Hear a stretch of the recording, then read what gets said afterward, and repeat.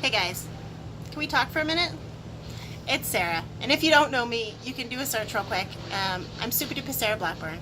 I am a work from home mom of 6.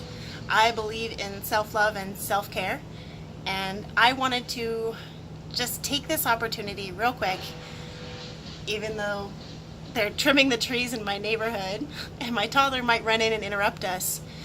I wanted to go back in time for a minute to, gosh, today is October 10th, 2018. Um, in October of 2014, my 5 children, I did not have Octavia, and I were living with my now husband in his 2-bedroom apartment. And it was either that or being homeless, because my best friend and roommate had kind of given us the boot because she decided she wanted to move her boyfriend in her home. So in 2012, I began working from home online in August after being terminated as a retail manager. I'd never been fired before in my life, so I took the termination really hard.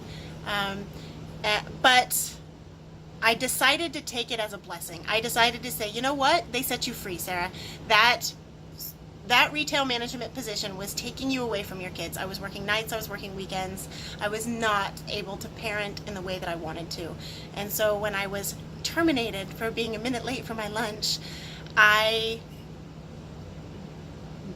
hugged my nanny and she hugged me back, and I decided that I was going to figure out how to be home full time. And it started with childcare. I brought extra children into my home to take care of them. And then my best friend moved in with us to help us with bills while I did the childcare. And then I decided to get into working online. And at that time, my best friend roommate decided to move back home. Her job relocated her back home, and her sister was expecting twin girls, and they knew I was doing childcare, so it just worked out perfectly for me to move with her and be childcare for her sister, and we would still get to live in a household all together with we jokingly called each other co-mommies, even though she had no children and I had 5. And when we started looking for a residence or a place to live in her area, we were very discouraged. There was nothing to rent that would be our size. I mean, with my 5 kids and the 2 of us, we needed like a 4 or 5 bedroom house. And then, I can't remember if it was she or I, but we had the idea to, what if she could get qualified to buy? What if she could get qualified to purchase a home?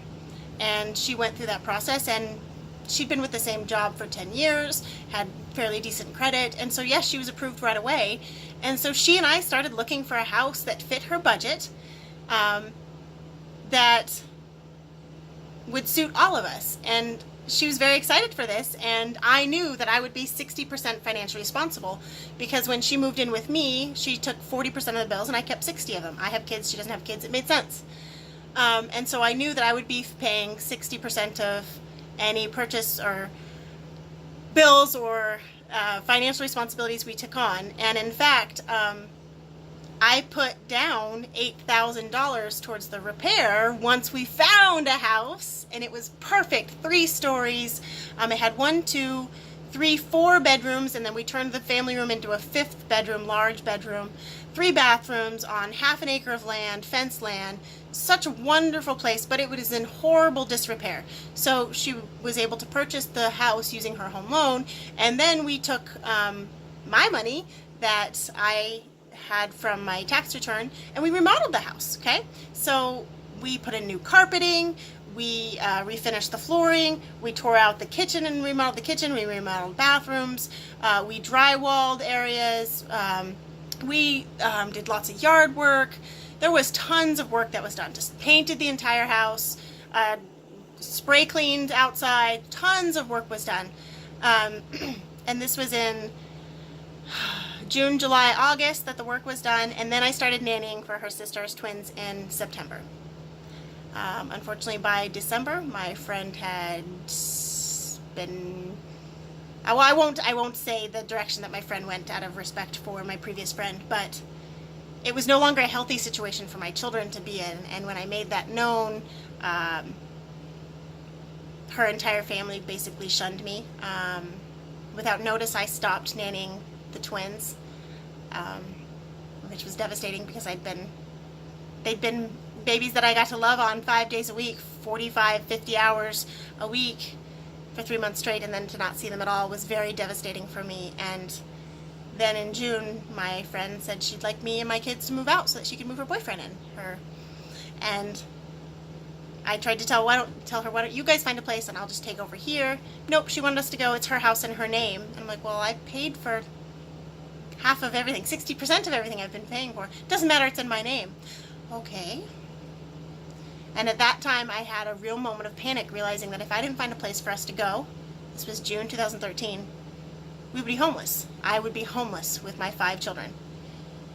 And that hit me like a ton of bricks, and I remember being scared to death and calling Adam, my on-again, off-again boyfriend for 5 years, and saying, I don't know what to do. I don't know what to do. And he just said, you're going to move in with me. I'm like, you have a 2-bedroom apartment. What? Well, I can't. We can't bring that many kids in there. He's like, it's a place. You're not going to be homeless. You're going to move in with me, and we're going to make it work. We're going to find a way. And we did. And that was, I moved in with him in his 2-bedroom apartment in June of 2014. Is that right? 2014. June 2014, I moved back to Lincoln City, back to living, back to, my hometown, what I feel like it is now. That's June 2014. I've said it a couple times now, but so this is October 2018. My husband and I now have 6 children. We live in a 3-bedroom, 3-bath home in a gated community. He drives a Hummer. I'm home full time. I'm traveling. I feel completely blessed.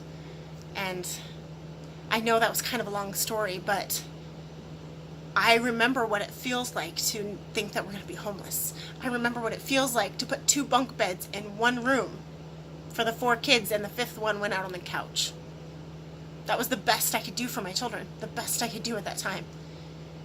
And now the best I can do is vacations, and mom is here all the time for them, and I don't worry about how are we going to pay for school clothes. We don't have to use the donation things. You guys, we had the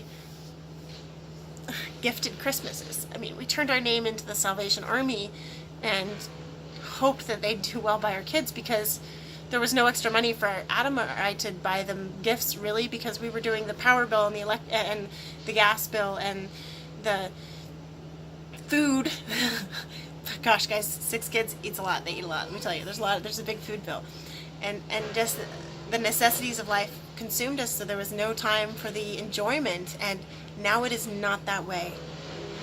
And if you guys are still listening to my story here as I share it with you over the sound of the trees being cut and my rabbit hole of a story, because I know I got off track, but I'd like to invite you to reach out to me. I can show you how to generate an income online that is substantial enough to completely change your lifestyle. I really can, because I've seen it and I've lived it and I've walked that path myself. And if I can't help you, I can connect you to resources who can help you, because I myself have reached out and gotten help, paid for help, used help available to me over the years, so that now I feel honored to stand in a place of being able to serve. I can get you here because I got myself here, but you've got to be willing to do the work. And the first part of the work is reaching out and saying, I'm ready to start. All right, guys. I'll talk to you soon.